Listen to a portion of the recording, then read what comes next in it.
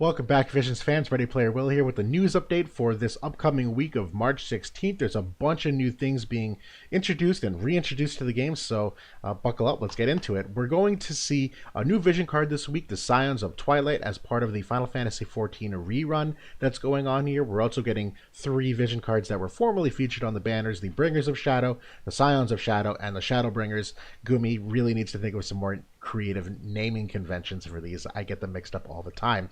But we're also getting Thancred and Y'shtola EX upgrades, as well as reruns to their characters. I believe they're technically being given out free with certain stipulations and login bonuses. You're also expected to see the Europa Vision card in Esper, which is meant for the lightning units, but we're also getting a Gunblade and Bailgun rerun as well for Y'shtola and Thancred and a whole bunch of other units. We'll get into the accessories themselves. The Wintertide Bloomers Vision card is one that's being introduced as part of the Kraken Raid, which is also being introduced this week. The Survival Fest is a brand new piece of equipment that you can grind for as part of the raid, and then we have the limited guild war starting in 2 days as well. So getting a little bit more into each of these. The Scions of Twilight vision card is a light oriented vision card here, where it is definitely physical attack oriented, so you're probably not going to put it on your Elena or Jaden, but definitely a candidate for your Engelbert or Thancred if you decide to end up using them. Gives a decent amount of stats. The 3 agility is nice. For the unit, it gives them attack 10%, dark resistance 10%, and does decrease the crit rate by 5%. That's pretty immaterial overall though. But for the party effects, slash resistance penetration of 35%, which is pretty big for characters like Cecil and Thancred and Rob. There's a bunch of slash-oriented units. Summerkill was another one that are light, so this will obviously help them in a big way from a damage output standpoint. Increases HP of 13% and magic resistance of 20% as well. Now, the danger to this card that I'm actually very much worried about is, although those names I just listed off of benefactors to this, Elena is also one of them, where she does use primarily slash attacks, which means with her passive, she will have 75% slash resistance penetration all the time, which is insane. Like, you literally can't guard against that kind of resistance. You would have to effectively just like stack the heck out of your spirit and your AoE and unit resistance. But we'll see how this ends up changing the balance of things overall. In terms of the rerun vision cards, Scions of Shadow is one where this is another light oriented card, where it gives the party light attack of 35, dark resistance of 20%, and the unit dark resistance of 10% can be on either a physical or magical attacker here, where the stats are pretty ambivalent to both, but really meant for that light versus dark matchup. This was a potentially great card during the Black Rose Elena meta, but probably overkill at this point, where light is already so much stronger than dark for now. We'll see how that ends up shaking out. Bringers of Shadow is another one that I'm very happy they're rerunning. It's a fire-oriented magic card here, where HP of 488, 140 magic. The user will get 30% to their magic stat, but for the party, it's actually going to give them 50% attack stat. So this is a great card to put on a magic user with some physical damage dealers. It does also increase your pierce resistance of 20%, which we are seeing slight increases in popularity of usage. So overall, I'm really glad to bring this card back, particularly because when it was first run, the only fire magic units were Rain and Y'shtola, so there wasn't a big incentive to pull for this card. But now that we have Terra coming, we got Summer Ketone, we have Regal Glaciella, there's far more use for a fire magic card like this. So just in time, almost too late to some degree to bring this back in.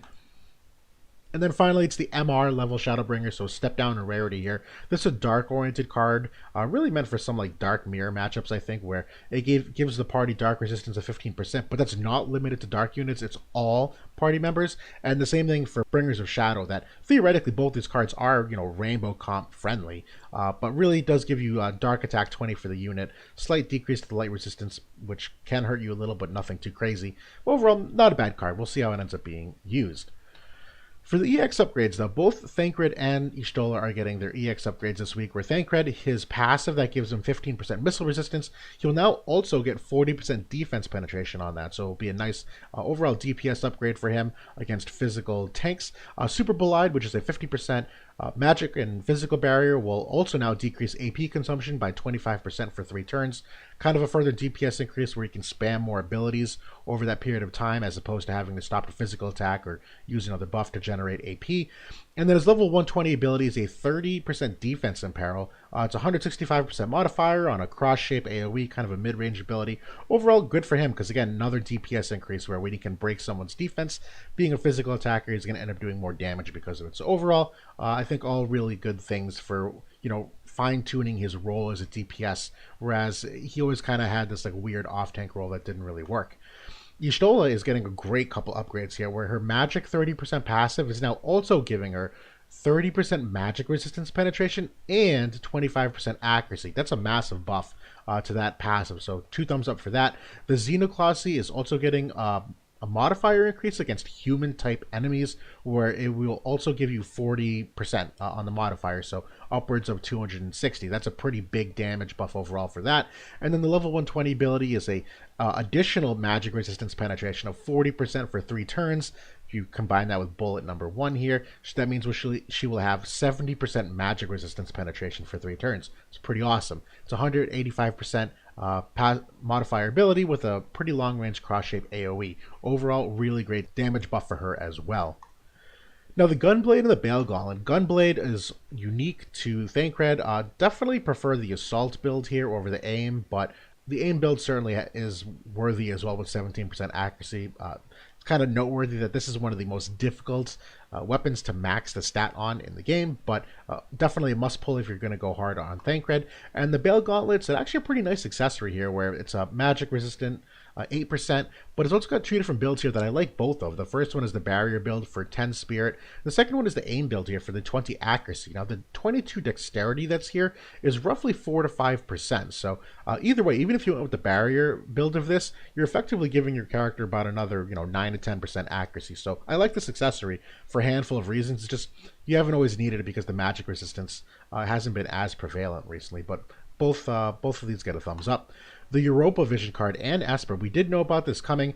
The global buff here, shame on me for not actually writing in here. It's actually Spirit up and attack ability activation time down. So this is a great vision card for Renan or Ibarra. It gives them 3 agility, magic 10%, HP 5%, spirit, ability activation time down for those offensive abilities. And then for the party, it's a magic attack of 35, which technically exceeds what the Ibarra card has. So this is a nice increase of damage for them. The agility of 8% is actually very much noteworthy, where they are slightly below average in terms of their general agility. So this will help buff them up a little bit, and the crit damage of 25 is also a nice DPS boost overall. Definitely a nice vision card for them. For the Esper, though, this one's a fair vision card. I don't particularly love or hate it. I like that it has 18 agility, very, very fast, but the skill tree overall, it's fine. It's got the lightning attack 25, magic attack 15, really more known, I think, for the resistances here, where you can get either the missile or the pierce resistance of 15%, so a little more for your niche matchups. And then it's got some utility nodes here, like the crit evade 15%, accuracy, and the crit rate. Overall, not a bad Esper, but I don't think it's a must-pull per se. But the Vision card, coming with the dual Vision cards that we're going to see in the next week or so, 2 weeks from now, could definitely be a big player in overall affecting the balance of the Lightning units. Now, the Wintertide Bloomers Vision card that's also being introduced this week is part of the Kraken Raid, where the rare bonus unit, the Ochu, will drop this after level 5, and you'll be able to get the shards with the Nightmare Mode difficulty level that gets unlocked with these kinds of events. It's overall an okay card. It's wind-oriented here, where it gives missile resistance 15% and defensive 4 to the party. Kind of lackluster, but the missile resist, I think, is okay. It's unique. They don't have something like this that exists currently, so it's cool that they're introducing it to the game. It's a magic-oriented vision card where you definitely will put it on one of your magic units. Now for the Kraken Raid, as we just mentioned, this is a new raid coming out, obviously. Gumi was very smart not including Ibarra here. And when I say smart, I mean, god damn it, Gumi. They obviously are emphasizing Renan here, trying to incentivize people to pull him and not just rely on those that pulled Ibarra as part of the global exclusive event. Renan and Halloween Fred are the 2 bonus units here, and honestly, you're not going to be really using Halloween Fred unless forced to.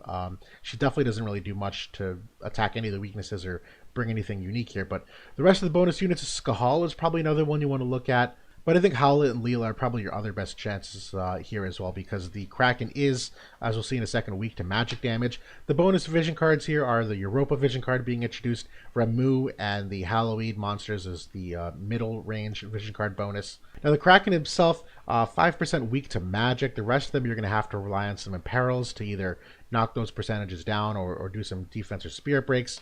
And his ability wise, he does have 1 typeless attack that will inflict blind, but by and large nothing too scary here, where he's mostly magic oriented damage. He's got 1 missile attack as well, but overall not a lot of danger via status effects like we see in some other raids where they could confuse or disable or who knows what to use. So overall should be a relatively easy one to clear.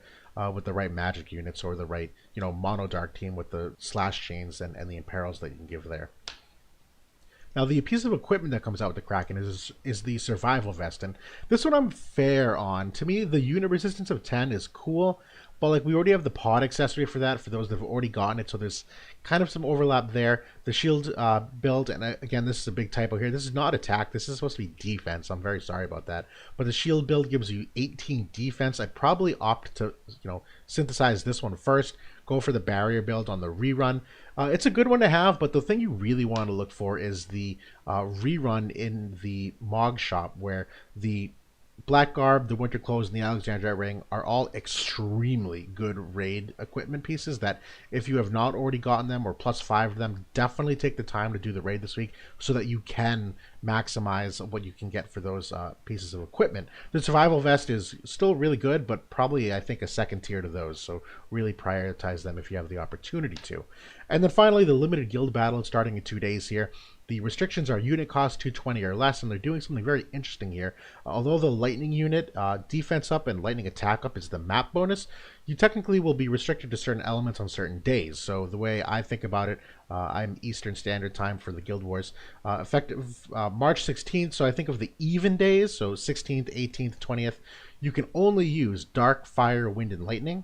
And on the odd days, you can only use light, water, ice, and earth.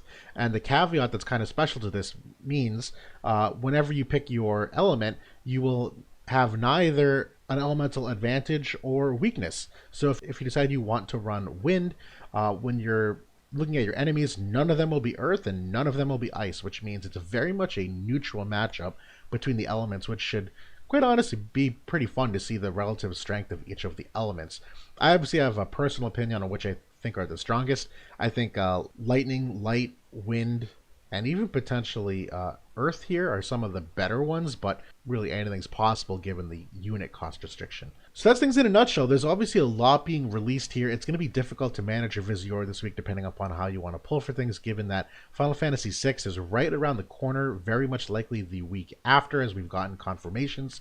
And we are getting dual vision cards in that time frame as well, so vision cards are definitely at a premium right now, where acquiring them will give you some significant strength and competitive balance, but really difficult decisions which ones. So you really have to decide which vision cards you think are optimal for the team you expect to run in the future. Totally different video for that kind of thought process. But that's it for the week. Thanks for watching, everybody, and good luck running the content.